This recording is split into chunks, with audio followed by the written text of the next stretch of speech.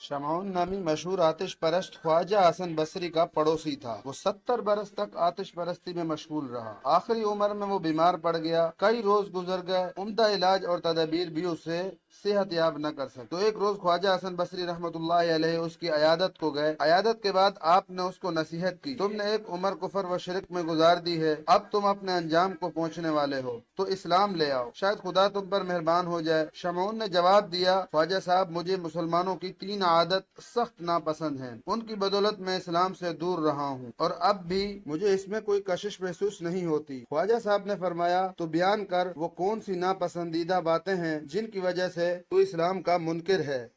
उसने जवाब दिया, अव्वल ये कि मुसलमान दुनिया को बुरा कहते हैं जबकि शबो रोज दुनिया के मुतलाशी और मुतवाले हैं। दोम, मौत पर यकीन कामिल रखते हुए भी मौत के लिए कोई अमली सामान तैयार नहीं करते। दोम, ये खुदा के दीदार और खुदा को